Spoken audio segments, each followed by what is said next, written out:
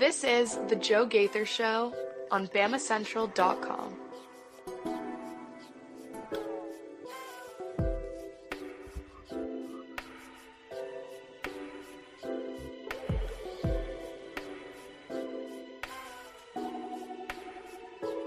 Good afternoon, Tuscaloosa, West Alabama, Internet world.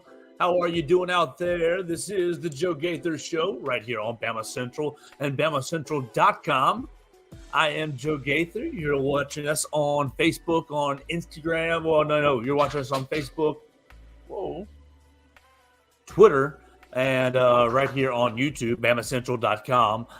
This is the Joe Gaither Show. You can follow me at Joe Gaither6. Send me a comment, question, query, and complaint. We've got a ton to get into today because, oh my gosh, it was a huge weekend. I wasn't on yesterday because it was Martin Luther King Day. I was writing some of the news that was happening yesterday as it was happening, and we want to invite you to jump into the comment section on Facebook, on Twitter, on YouTube at Joe Gaither6. You can send me a comment, question, query, and complaint like my friend Everett Osmer has already done. Yay, my favorite show. I appreciate Everett sending me a message and supporting the show. You can do that as well on your favorite social media channel.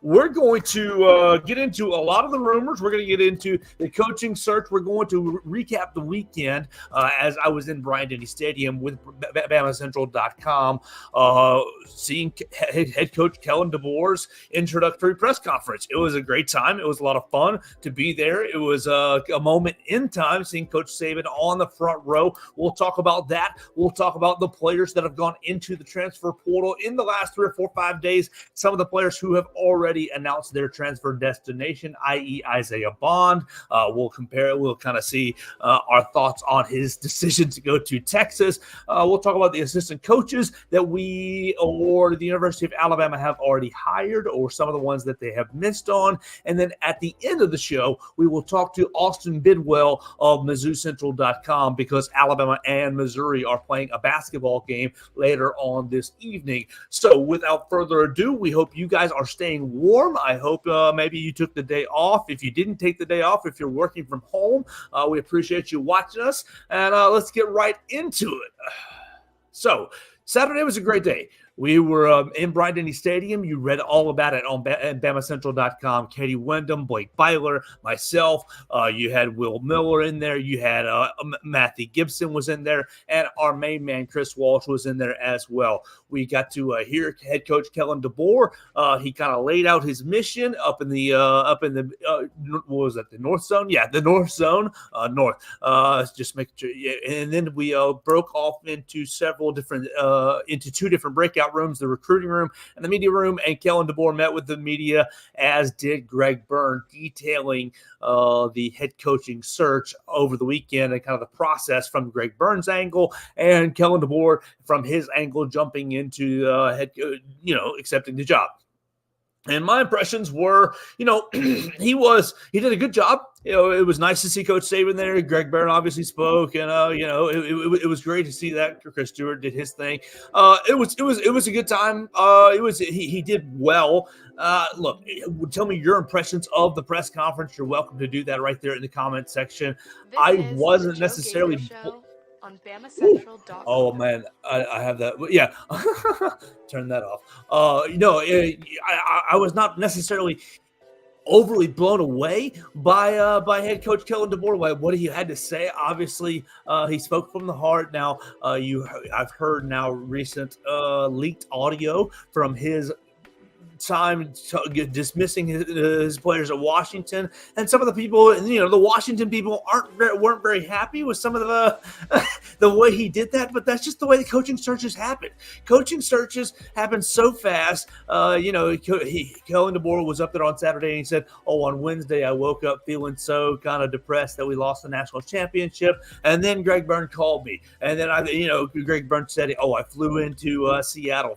He was up in Seattle basically the same day that Coach Saban made his announcement. So for people who were like, oh, Greg Burney was caught off guard, no, it doesn't seem like he was. It seemed like Kellen DeBoer was, if he wasn't number one choice, he was up there number one, number two choice. And so I'd like to get your impressions of basically his press conference. He talked about building men academically, athletically, intellectually. I mean, he said all the right things. Was he, he wasn't the sharpest dresser. He didn't blow you away. He didn't blow me away from the podium. But here's the deal. He's 104-12 over the course of his head coaching career. And so basically the next step is, how do you build your staff? I believe that on the field, he's going to be a great X's and O's coach for the University of Alabama. Is he going to be able to hold this roster together? That's basically the next huge question. And how he holds the roster together is building the coaching staff. And you've read about kind of the rumors that we have a coaching tracker right there at BamaCentral.com, assistant coaching tracker, who's come in. Chris Lowe's been all over reporting that at Chris Lowe ESPN. You can check him out always. Make sure you have him on alerts, or you can have at BamaCentral on alerts. But you read it. He's bringing in basically mostly the entire offensive staff from the University of Washington, except for a running backs coach. He's keeping Robert Gillespie, Alabama's running backs coach. He gets retained, so he stays on staff. He brings Ryan Grubb, offensive coordinator, the same guy that Nick Saban tried to hire last year before turning to Tommy Rees, replacing Bill O'Brien. So Tommy Rees, unfortunately, gets kind of left out in the wind right here, and he's got to go find a new job. So no matter how good or bad of a job that you think he did this year, Tommy Rees has got to go find a new job, and we wish him all the best. It seems like Ty Simpson, I don't know what you make of reading the tea leaves on the Twitter machine, but Ty Simpson put out a tweet 2 days ago, yesterday, of him and Tommy Rees standing arm in arm. It didn't really have a caption, so maybe that just means he's going to stay at the university. Maybe so. Or maybe it means that he's going to follow Tommy Rees wherever he goes, because the picture was just the two of them. We'll see what happens with Ty Simpson in the coming days ahead. But yeah, you basically got the big job for Kalen DeBoer is to retain the roster. And how he does this is he brings in a great offensive staff. You look at the numbers, the way that Washington has attacked the Pac-12 over the last 2 years, and you look at his time in Indiana. Basically, he has developed a vertical passing game where he is, he's combined it the past 2 seasons with a little bit with a physical running game as well. And he brings Scott Huff, offensive line coach. So you're going to have a brand new offensive line coach. Sorry, Eric Wolford. He's going to be, looking for a new job. Scott Huff comes in from Washington. Scott Huff's been at Washington since 2017, and despite their ups and downs with Chris Peterson, they were a physical team, and then they took a little dip and before Kalen DeBoer got there, and then they got some of that physicality right back.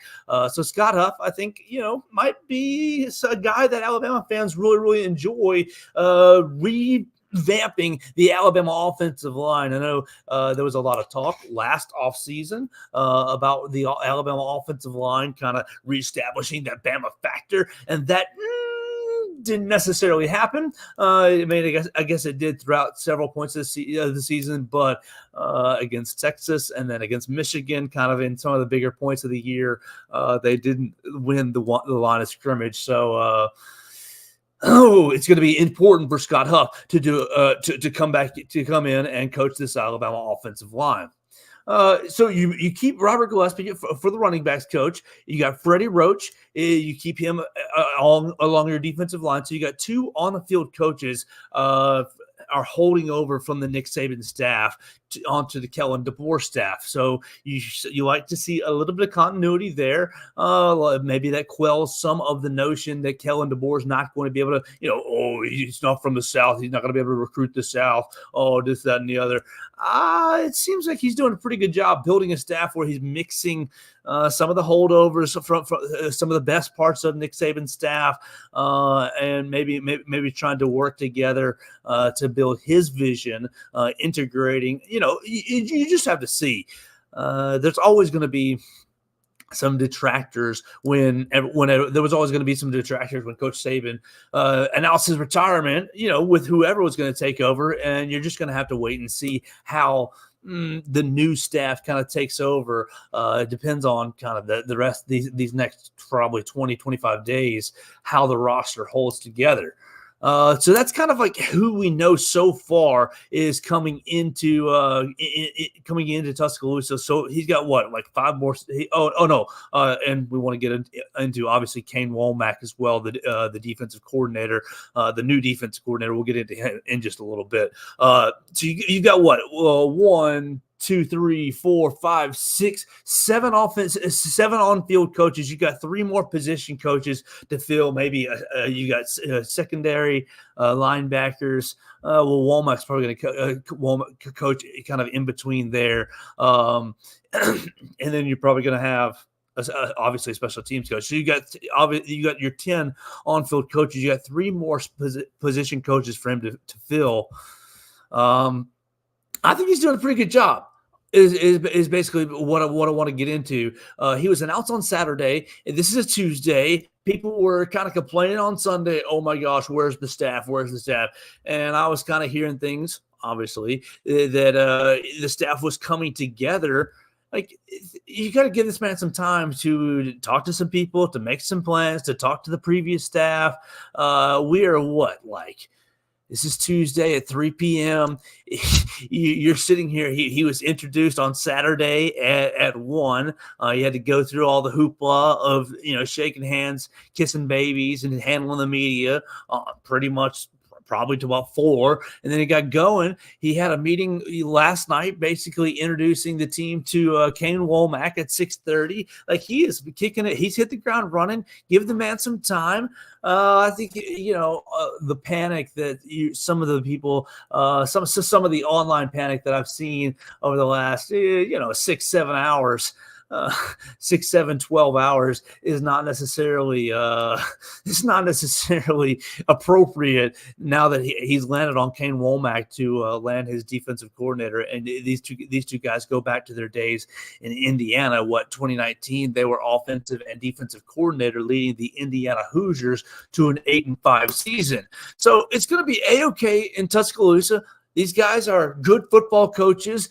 Greg Byrne, trust him. He's got a good track record of hiring coaches so far. Obviously, it's a whole different ball game hiring a football coach than hiring a baseball coach and hiring a basketball coach. And you like what you've seen out of Nate Oates. You don't really know Rob Bond so far, but he's got a good track record. Look, Greg Byrne, Nick Saban, that are walking, they kind of handled this, I think, as best they could. Nick Saban didn't want to do the whole media tour of, I'm going to be leaving next year and do the whole 1-year media, hoopla. I think that as an academic and as an athletic organization, I think that this is going pretty well from an Alabama perspective. Now, your biggest issue is retaining the talent. And everybody wants to talk about, what's going to happen with Caleb Downs? What's going to happen with Caleb Downs? Caleb Downs is kind of, I think, in a 50-50 position on if he's going to leave Alabama or not. I don't know that. I've heard rumors that last night's team meeting where they introduced Kane Womack, some of the team leaders, maybe pleaded with Caleb Downs, or maybe not pleaded with him, but encouraged him to stay with the Crimson Tide. And we'll see if that had a positive effect on him or not. You never know what's going to happen with these guys, especially when there's 20, you're coming up on a week since Nick Saban has retired. When Nick Saban announced his retirement on Wednesday, they get 30 days to go into the portal. Tomorrow is going to be Wednesday. That's 30 minus. You're going to be looking at like another 3 weeks of this, 23, 24 more days of people tampering with your talent. And Kellen DeBoer is going to have to do his best job keeping this talent and the roster together. One of the aspects of Caleb Downs' decision is Travaris Robinson.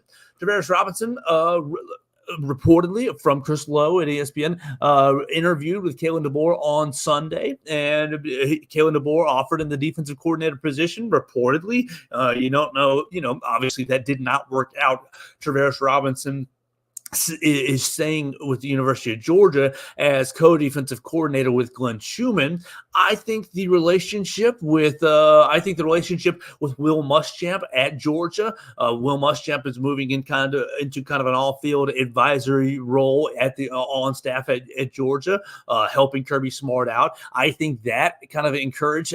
I think that what's up, CJ Watson? Thank you so much for joining us today. I think the decision to stay in Athens is more about working again with Will Muschamp at Georgia, rather than kind of taking a chance with guys he didn't know here and a staff that he didn't know.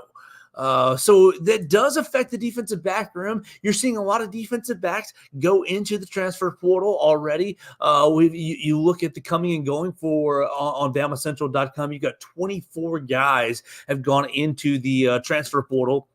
A lot of them obviously went into the transfer portal before the Nick Saban announcement, but since the Nick Saban announcement, you've seen Des Ricks go into the transfer portal. You've seen Amari Niblack go into the transfer portal. You've seen Sean Murphy go into the transfer portal.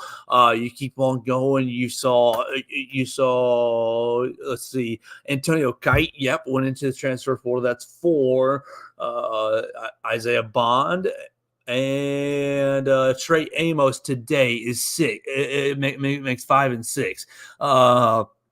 6 guys have gone into the transfer portal since the Nick Saban's retirement announcement, and a lot of them being in the defensive back room. And you think, oh my gosh, who's going to play defensive back? You still got Damani Jackson. You still got a lot of guys. You look at the incoming 2024 class, Jalen Mbakwe. Pretty much everybody that's in the 2024 class have said that they are going to stay. So far, You've still got a lot of things that are up in the air. Anything can change on a whim. But I think Alabama, when this is all said and done, is going to shake out in a positive light. You've got a cornerback from Washington. You're gonna see, I think, maybe 3, 4, 5 guys that went to the national championship game from the Washington Huskies end up in a Crimson Tide uniform before it's all said and done. So I don't want anyone to kind of freak out from an Alabama perspective. I think you're seeing a lot of maybe opposite fan bases maybe using the opportunity, the Nick Saban retirement, to poke fun at Alabama. And yeah, Alabama, of course, is vulnerable right now. Anytime that you lose a legend, you're vulnerable. But if you hire the right coach, and we'll see, Greg Byrne, basically your legacy depends on it. Yeah, if you hire the right coach, then it's going to work out just fine for Alabama because of the infrastructure that Nick Saban leaves behind. I think basically, if you're a quality coach, if you know what you're doing, you're going to be able to make relationships. There's no way that you got to this level without it. Alabama is a destination jobs. People, I guess, have complained on Kellen DeBoer that, he's a job hopper. But wouldn't you go from NAIA Sioux Falls to Indiana to Fresno State, all the way to Washington to Alabama? Of course you would. If you're proving yourself at that greater rate, I think that Alabama is a destination job, and Kellen DeBoer spoke very, very highly about the job on Saturday, and we'll see if he can follow in the footsteps of the great Nick Saban. It seems like he's hiring a pretty good staff. We'll get into Kane Womack a little bit further down the line, probably tomorrow's episode after I'm able to study him a good bit. One thing, he's the son of a coach. He's his father was the defensive coordinator for Hugh Freeze for the last during his tenure at Ole Miss from 2012 to 2017.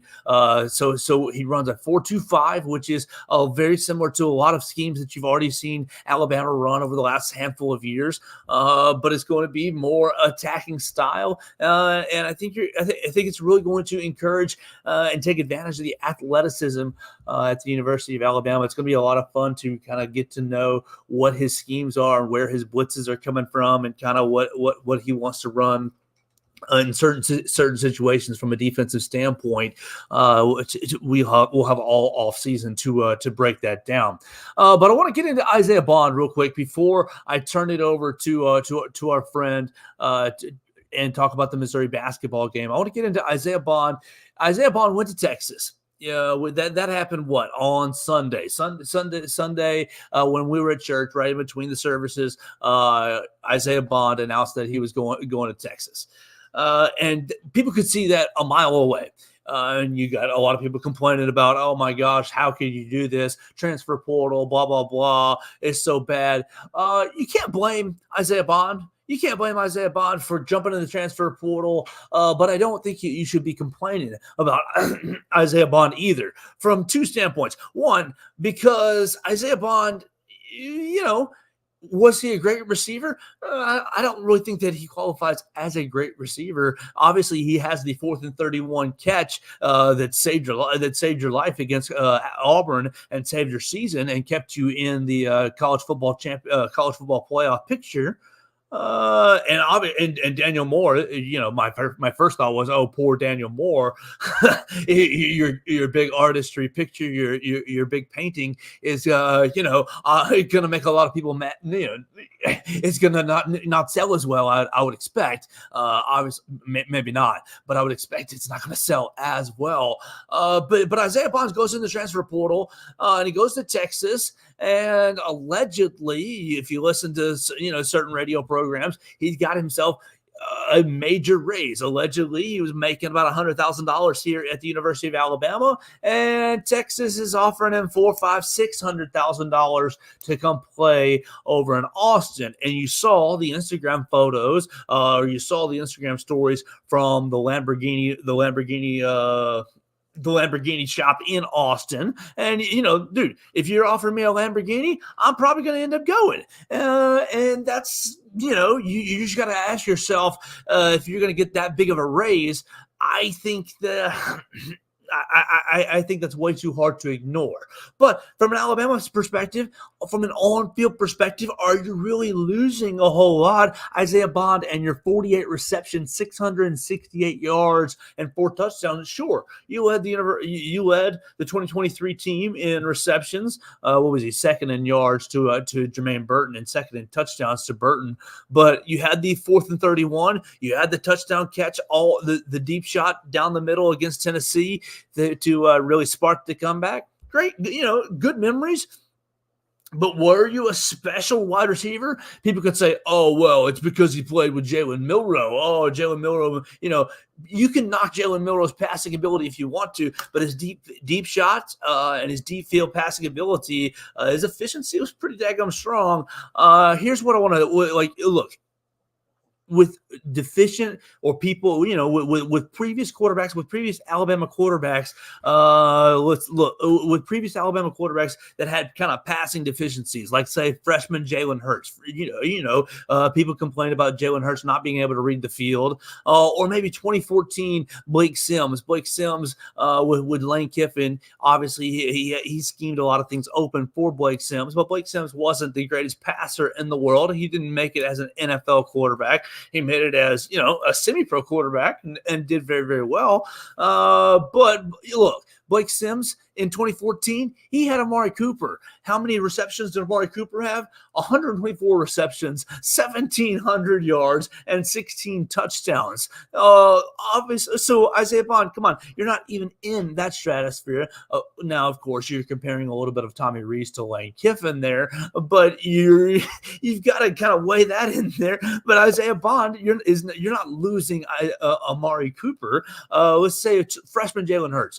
He came in there. It was a quarterback battle, and you kind of struggled to throw the football a little bit in 2016, but he was SEC Freshman of the Year. He wasn't too bad. Freshman Jalen Hurts, he had Calvin Ridley, and Calvin Ridley put up 72 catches. That's more than your 48, Isaiah Bond, for 769 yards. That's a little more, and 7 touchdowns. Look, Isaiah Bond is a good receiver, and he's going to be, he's going to be a good player in Texas. Now he's going to have to play SEC defenses, and he's going to have Quinn Ewers, and they're going to spread the ball around. But is Isaiah Bond somebody to like really fret over? No, you let him go to Austin. You don't cry about the transfer portal. Oh no, this transfer portal is so bad. Look, the people, if the Texas oil people want to buy Isaiah Bond that bad, you let them. Now, Isaiah Bond, he said, "Oh, this was 100% a business decision, 100% because Nick Saban retired." I don't think it was. Nick Saban, Nick Saban wasn't retiring after 4th and 31 Gravedigger when you were going to the Alabama Collective looking for a raise and you got one. I think that there's a little bit of I think that there's a little bit of Isaiah Bond was always kind of looking to see if he was going to transfer out of Alabama and see if he was going to make it, make a business decision all along. And so Isaiah Bond taking advantage of the moment, and you can't hate on it. I have no issue with it. I wish you well in Austin. I think that Steve Sarkisian is going to use you very, very well. But I don't think that the Alabama fan base and I don't think the Alabama contingent is going to miss you from an offensive perspective, because I think you've got a lot of young and up-and-coming wide receivers, and you've got a great chance, it seems like, to retain Ryan Williams back into this 2024 class. Look, Bond is – obviously, you got to be you're thankful for the 4th and 31. My man TJ Watson, I feel like Bond missed on some amazing Gravedigger NIL potential by transferring. Absolutely, like you're going to go to Texas and it's going to be short-term money, and maybe you make it in the NFL. You absolutely might, and I hope that you do for your own sake. But you better. Are you going to make a memory against Oklahoma for Texas that dramatic? I highly doubt it. You basically cemented yourself as an Alabama legend. You could have look. We don't wish any injury, but like let's say that you stayed at Alabama and you had an injury, or you stayed at Alabama or something tragic. Hopefully not. Absolutely, hopefully not.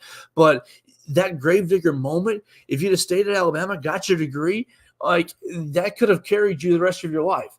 And maybe you make it at Texas, absolutely, you absolutely might. But the last two players that went to Texas, the last two wide receivers, actually, really the last.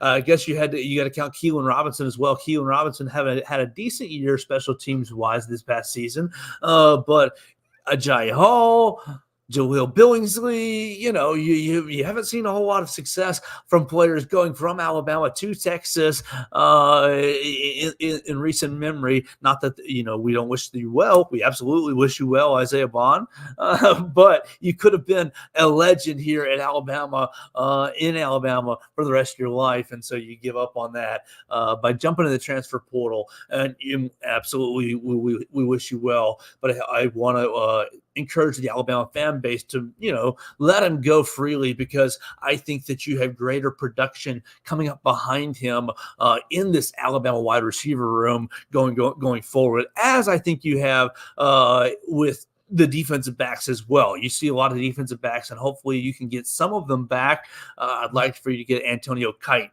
back from the transfer portal. We'll see if you can do that, Kellen DeBoer, and we'll see if you can get Manuel from Washington as well. Your cornerback that you have from Washington that's jumped in the transfer portal.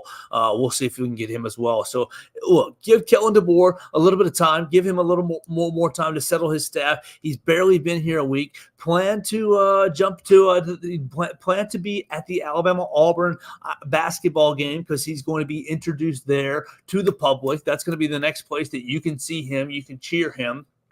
Give him some more time to kind of call the staff and settle this up. Oh, that's the last thing on the Isaiah Bond thing. Look, Kellen DeBoer apparently reached out to him, and Isaiah Bond didn't return his call. Look, we do wish you well, Isaiah Bond, but goodness, is there any there's no bad blood here. There's no reason for you not to return a call, for you to say, hey, Coach DeBoer, I really like Steve Sarkisian's offense. They're offering me a huge raise. You can't match it. I understand finances are finances. Maybe I'm going to be on a better offense with Quinn Ewers. You can debate that if you want to. Just return the call and say, hey, man, roll tide, and we're gonna see you. Hopefully we see you in the SEC championship game. Hook them. Get no big deal there, right? That's a little, in my opinion, not so hot from Isaiah Bond's from my perspective on Isaiah Bond's transfer. Come on, return the phone call from the program that you're transferring out of, even if you're not interested in coming back to Alabama. That's A-okay. So look, CJ Watson says, yep, Gravedigger, if he finishes at Bama is legacy kind of stuff, but now he won't have that love and legacy as a Bama guy. It looks different than the Jalen transfer because it is. Bond was set to be wide receiver one, and then some disrespect on the way out just rubs the fan base the wrong way. Yeah, CJ Watson, I think that's exactly it. And like, he could have been a hero here, and he might go to Austin and become a hero there, but how do you top a 4th and 31 moment in Texas? Like, you're going to have to like do some superstar type stuff in the Red River rivalry and take your team to the playoff, and, you know, might be a first round draft pick, and that might happen. It might happen. But it's going to be a hard moment for him to top over in Texas, and we wish him very well with that. So we'll see who Kellen DeBoer gets for the rest of his staff. It seems like he's getting a lot of his support staff in place. Ellis Ponder has kind of indicated that he is staying in Tuscaloosa. You know, Ellis Ponder is very, very instrumental to Coach Nick Saban's staff as kind of a business guy, as kind of an operations type guy, operations manager, and he does a great job, or he did a great job with Coach Saban, and I think that that's a great move for Kellen DeBoer to keep him around on the staff. Jeff Allen indicated on Twitter that he's going to stay around, the head athletic trainer. Obviously, Jeff Allen from 2007 has been in Tuscaloosa. He's the last or the first original member, the last original member from the 2007 staff right here that's still with Alabama. And so Jeff Allen, I think retaining him is a great move. You've seen him deal with $1.5 billion. You know, you've seen him deal with all kinds of injuries throughout the last 17 years, and do a great job of rehabbing the Alabama football player, and, you know, a lot of other athletes as well. And David Ballou is staying. So you see a lot of connections from this Indiana staff in 2019 with Kane Womack, with David Ballou, with Kalen DeBoer. You're seeing a lot of connections from that Indiana staff that led the Hoosiers 8-5. And so we'll see if they can put it all together here in Tuscaloosa with better resources, with the deeper pockets, with you know, a little bit more, with a little more oomph here in Tuscaloosa. So I'm very interested to hear your thoughts on Kalen DeBoer, your thoughts on the coaching staff. You can reach me at Joe Gaither 6 on all the social media machines, on Facebook, on Twitter, on really wherever you want it to on social medias. You can find me on Spotify, on Apple Podcasts, and on Amazon, The Joe Gaither Show on BamaCentral. I'm going to turn it over to my friend Austin Bidwell and myself. We had a conversation earlier about this Alabama and Missouri basketball game tonight. We're going to find out. Alabama 14 and a half point favorite. Can the Crimson Tide move to 4-0 in SEC play? It's going to be very, very interesting. You're going to have a game. It's at 6 o'clock right here in Coleman Coliseum, and they've just changed a lot of the seating policy. If you've got a ticket, you're going to be able to move as close to the floor as you want to at the under 16 timeout. So go sit there and then move down close to the floor, affect the ball game, help the Crimson Tide get to 4-0.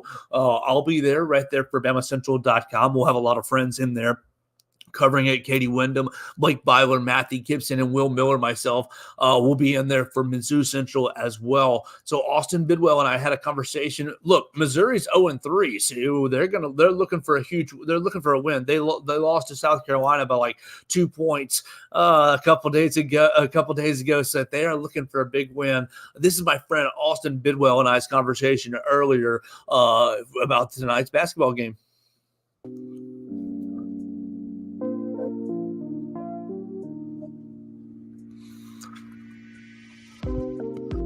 All right, welcome back into the Joe Gaither Show right here on BamaCentral, BamaCentral.com. We've had a lot of fun already today talking about all the coaching changes. Kane Womack coming into the University of Alabama as defensive coordinator.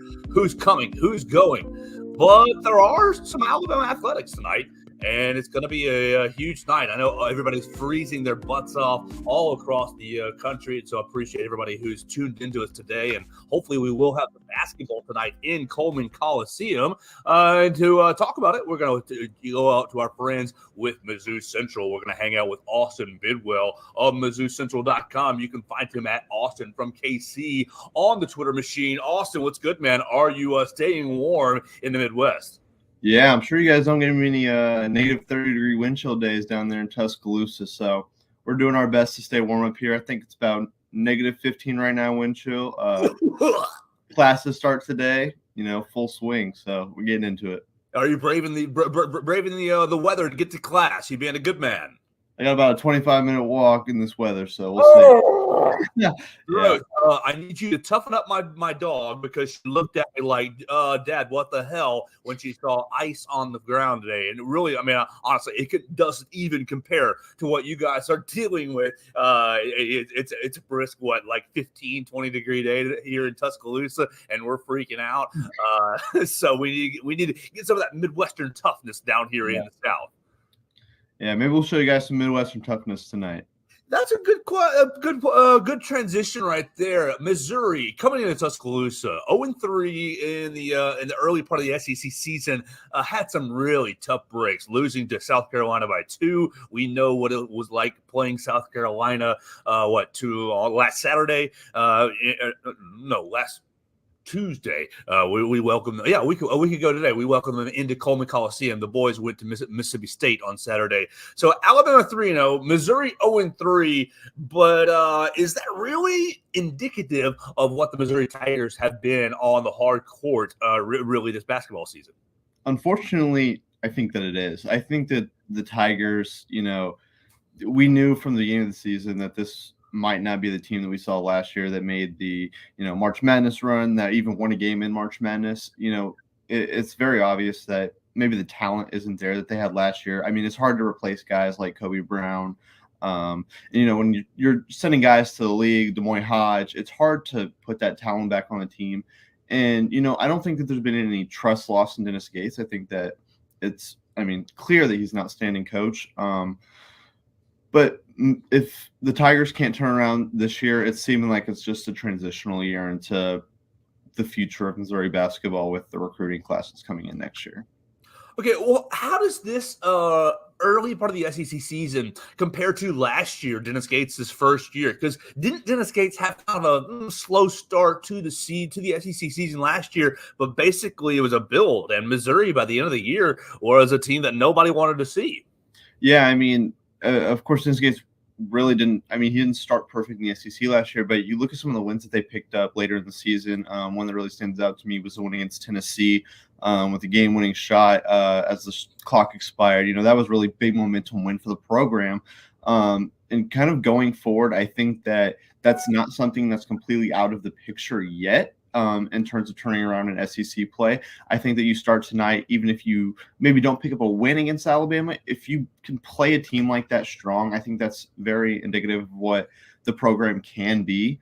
So really going forward in the next 3 games of Bama, Florida, Texas A&M, if you can't pull 2 games out of those 3, as hard as it's going to be, it's really hard to see a team like this flipping their future around any other way. We're talking to Austin Bidwell at MizzouCentral.com. Go follow him at Austin from KC on the Twitter machine. We're talking about Missouri's 0-3 start in the SEC season. All right, so the only common opponent between the two teams is South Carolina.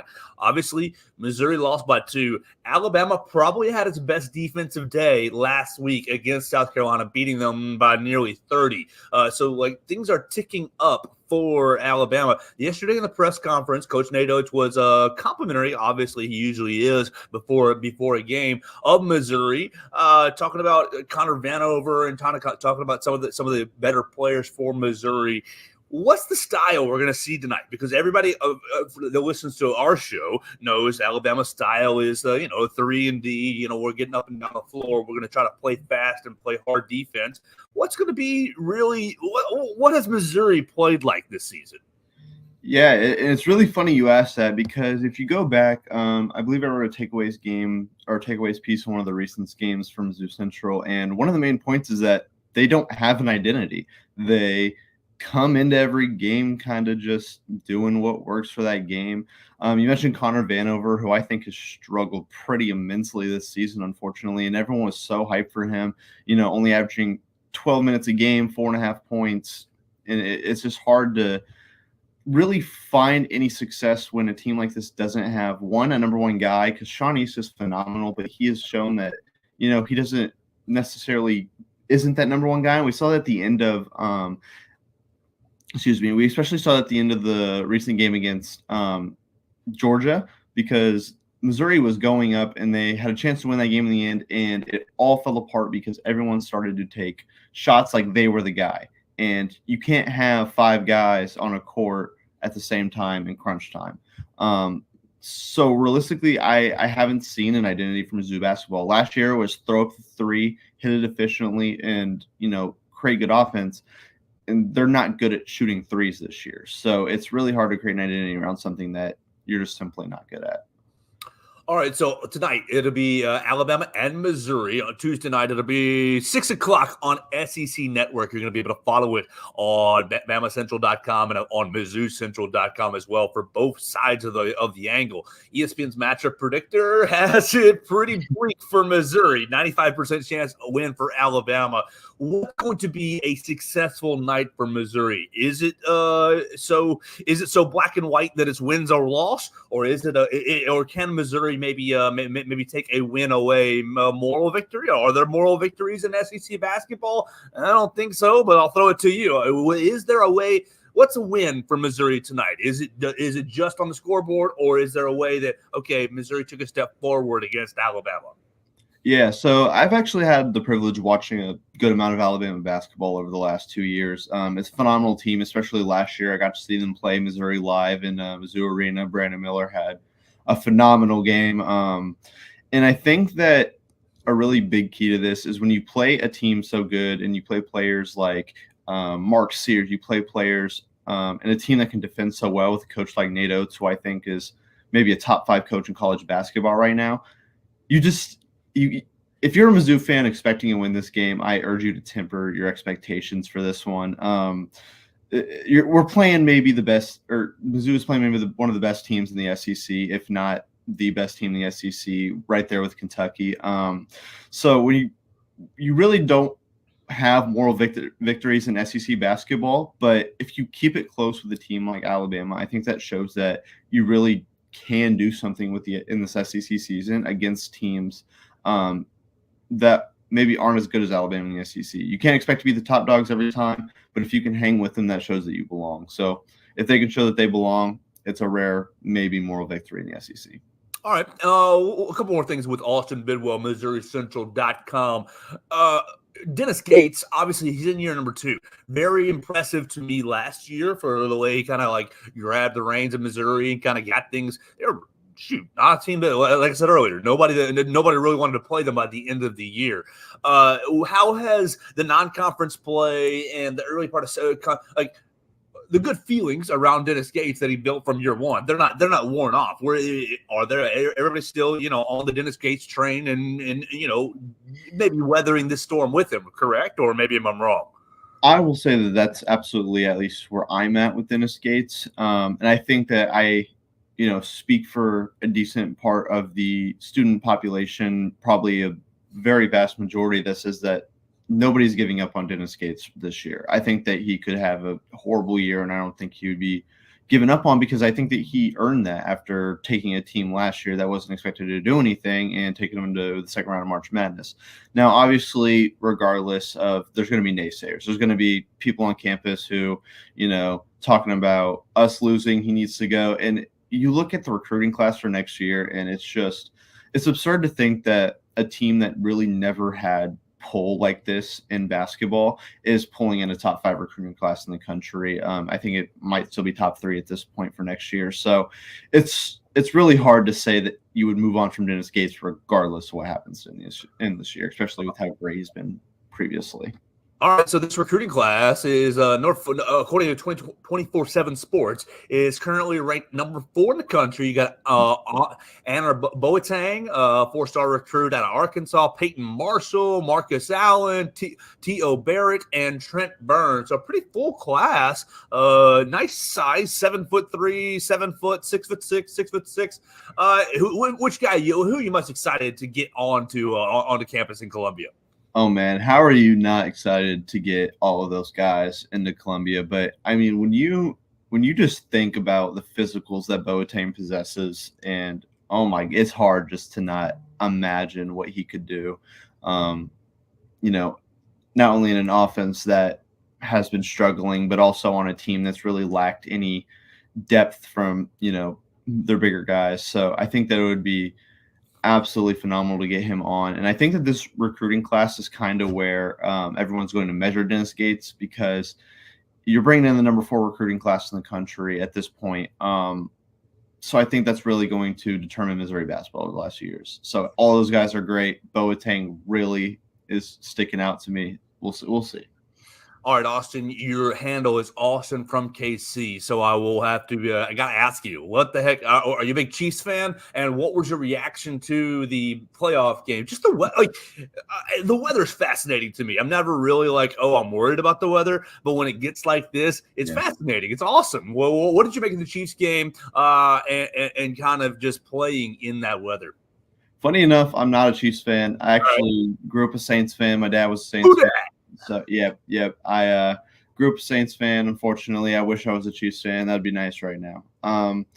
It's crazy when you look at places like KC or Buffalo or all these places. You're seeing videos of these water bottles freezing over instantly. And I actually was back in KC this weekend. Went back home this weekend, so I got to experience some of those minus 30 temperatures, wind chill, and no, not fun at all, man. It's break your car down weather. So I was asking a friend who lives in Chicago. I said he's a big time Tennessee Vols fan. I said, man, if Tennessee were playing a playoff game, a college football playoff game in Chicago, Soldier Field this weekend, would you be out there like those fans? And he said, oh, I'd bundle up. I'd be out. I said, you are insane. Oh, you're nuts. Yeah, it got to a point where you could get Chiefs playoff tickets for $30. So I was not even Chiefs fan. I was thinking about bundling up, but now I realized it was too cold for me. Well, let me ask you, let's get a different perspective. We've talked a lot on the program about Nick Saban's retirement and about Kalen DeBoer's hire. Obviously, you don't cover Alabama, but it's a huge national story. So what's been the Missouri perspective or your personal perspective on Nick Saban's retirement and kind of how things are going here in Tuscaloosa, hiring Kalen DeBoer? You don't have to break down Kalen DeBoer, but just kind of what's the feel on, oh, ding dong, the king is dead and Alabama is in transition? I mean, for me, it's really so. Before Mizzou, I was actually a Bama fan my whole life. My family is all from Alabama. Oh, Dad! So Nick Saban has been just one of my. How do you not, make Nick Saban one of your icons? That's the guy, the coach in college football. And I think that him stepping down was weirdly at a great time for Alabama's program, because the hire that the AD went out and made, I think, was phenomenal. I think that if the players buy in, if the team buys in, if the fans can buy in for just long enough to give DeBoer a chance, I think that he is going to be absolutely phenomenal. And I really don't think Bama loses a step, because regardless of whether Nick Saban retires or not, he's going to be a part of Alabama football, whether anybody likes it or not. Oh, absolutely. And we're excited to kind of see what he does in his, coach emeritus role or post-coaching role in his office in Bryant Denny Stadium. I've got a little bit of friends who say, a little bit of people who say he's left Tuscaloosa for a month. He's going to hang out in Jupiter, Florida, to let Coach DeBoer get going right here in Tuscaloosa.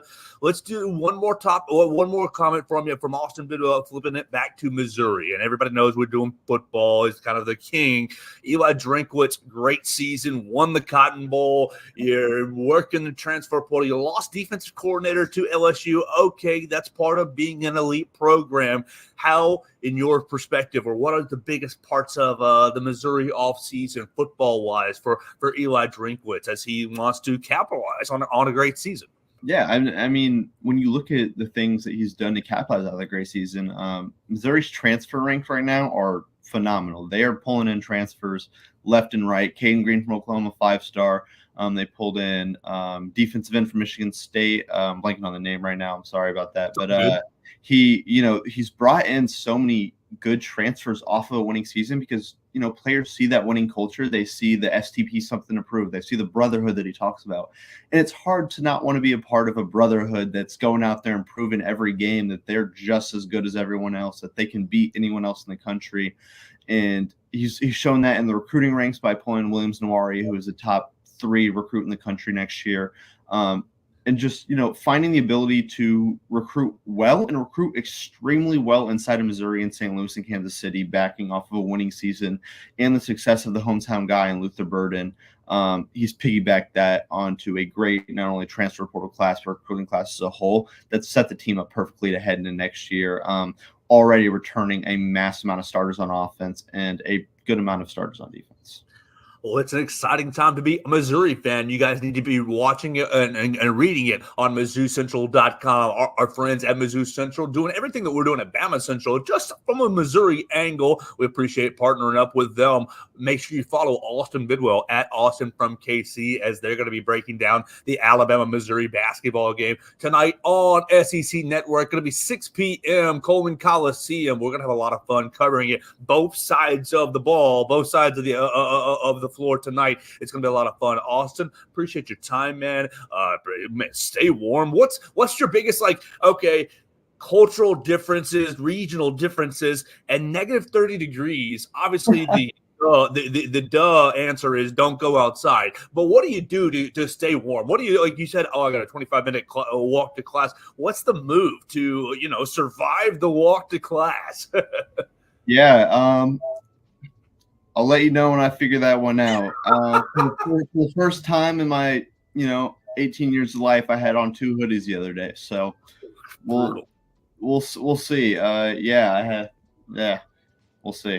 Brutal. Austin, thanks so much for your time, man. We'll keep up with you at Austin from KC and on MizzouCentral.com.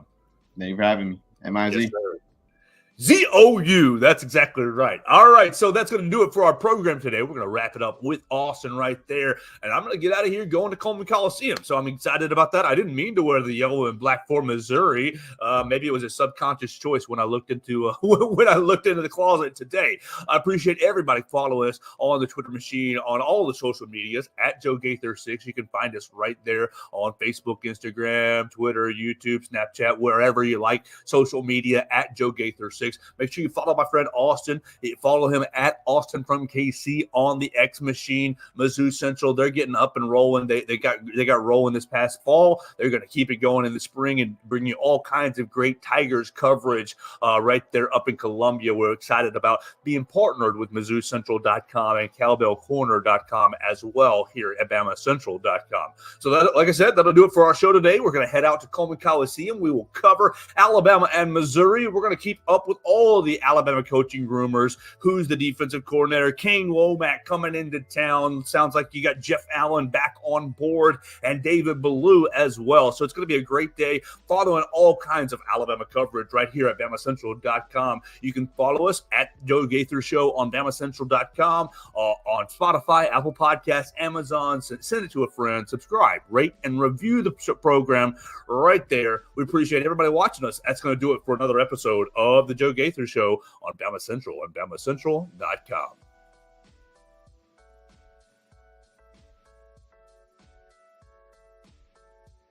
Thanks for joining us on today's edition of the Joe Gaither Show on Bama Central. Keep up with Joe on all his social media pages at Joe Gaither 6. Subscribe, rate, and review the show on Spotify and Apple Podcasts, and be sure to read us daily at BamaCentral.com.